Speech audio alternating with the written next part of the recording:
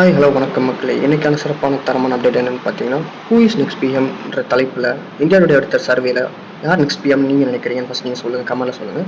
யாரெல்லாம் இருக்கான்னு பார்த்தீங்கன்னா, மோடிஜி வந்து 49% மக்கள் மத்தியில் பிரபலம் இருக்குது. இந்த ஆஃப்டர் நீட் ப்ரொட்டஸ்ட்டுக்கு அப்புறம் இன்னைக்கு எலெக்ஷன் வச்சா இந்த நிலைமை அப்படின்ற மாதிரி தெரியுது.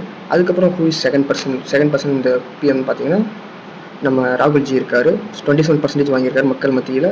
அதுக்கப்புறம் நம்ம தமிழ்நாட்டை சேர்ந்த தளபதி விஜய் அவர்கள் வந்து 3வது இடத்துல இருக்காரு. Abhijit CJP party, cockroach Janata party சார்ந்த அவர் வந்து 4வது இடத்துல 1% வாங்கியிருக்காரு. பட் இன்னும் 2 வருஷம் இருக்கு இந்த நாடாளுமன்ற தேர்தல் வருவதற்கு.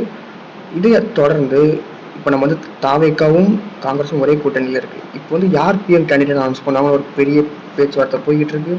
இந்த பேச்சுவார்த்தை எப்போ ஸ்டார்ட் ஆச்சுன்னா, விஜய் பிஎம் ஆவார் அப்படின்ற பேசுறது எப்போ ஸ்டார்ட் ஆச்சுன்னா, ஃபியூ வீக்ஸ் பிஃபோர் வந்து நிறைய அமைச்சர்கள் வந்து பேச ஆரம்பிச்சாங்க. எங்கள் அண்ணன் கண்டிப்பாக பிஎம் ஆவார். அதுக்கப்புறம் லோயாலமணி நிறைய பேர் பேசுகிறாங்க தாவிக சேர்ந்து. அதுக்கு வந்து மாணிக்கம் தாக்கூர் கூட என்ன கூட தான் பிஎம்னு பேசுகிறாங்க அப்படின்னு சொல்லி நிறையா உள்கட்சி பூசல் அந்த மாதிரி போயிட்டு இருந்துச்சு. 2 அலைன்ஸ் ஒழுங்காக செட் ஆகல அப்படின்ற மாதிரி போயிட்டு இருந்துச்சு.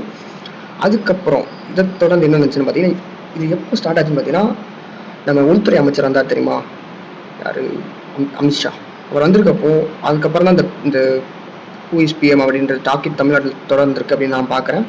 இதை தொடர்ந்து அபிஜித் சிஜேபி பார்ட்டி ஃபவுண்டர் நிறுவனர் அவர் வந்து அபிஜித் வந்து ஒரு ஸ்டேஜில் யார் சிறந்த முதல்வர் அப்படின்னு கேட்ட கேள்விக்கு நம்ம தமிழ்நாட்டு முதல்வரை சொல்லியிருக்காரு. கடந்த 5 ஆண்டு ஆட்சி அவங்க பார்த்துருந்தாங்க, அவங்க இப்படி பேசுவாங்கன்னு எனக்கு தெரியல. அவர் தோக்கடிச்சு வீட்டில் உட்கார வச்சுருக்காங்க. அவர் யாரெல்லாம் சொல்லியிருக்காருன்னா பார்த்தீங்கன்னா, பினராயி விஜயன், அப்புறம் அரவிந்த் கெஜ்ரிவால், அதுக்கப்புறம் நம்ம தமிழ்நாட்டு முதல்வர் எம்.கே. ஸ்டாலின் அவர்கள் சொல்லியிருக்காங்க. மேபி அவர் நல்லாட்சி கொடுத்துருக்காங்க. அவங்க எப்படி ஃபீல் பண்ணுறாங்க எனக்கு தெரியல. தமிழ்நாட்டோட பாலிடிக்ஸ் அவங்க புரிஞ்சுக்காமல் இருக்காங்கன்னு நான் நினைக்கிறேன். ஏன்னா தமிழ்நாட்டு பாலிடிக்ஸ் பிஜேபியே ஒரு 25 வருஷமாக ட்ரை பண்ணுறாங்க. அவங்களே இன்னும் புரிஞ்சுக்க முடியல. நேற்று வந்த காக்ரோச் ஜனதா பார்ட்டி அவங்க எப்படி புரிஞ்சுக்கிறாங்கன்னு எனக்கு சத்தியமாக புரியல. அதுக்கப்புறம் நம்ம தமிழ் பசங்க போட்டு வெர்ச்சுவல் வாரியர்ஸ் போட்டு குழந்துட்டு இருக்கிறாங்க. அவங்க விஜயை டிஃபேம் பண்ணுவோம், நாங்கள் வந்து உள்ளே வந்தோம்னா விஜய் இருக்கவே முடியாது, அந்த மாதிரி ஒரு நரேட்டிவ் செட் பண்ண ட்ரை பண்ணுறாங்க. பட் அதெல்லாம் யாருமே ரியாக்ட் பண்ணல. வெர்ச்சுவல் வாரியர்ஸ் மட்டும் போட்டு புழக்கிறாங்க. அது மட்டும் நான் ஆன்லைனில் கொஞ்சம் வந்து பார்த்தேன்.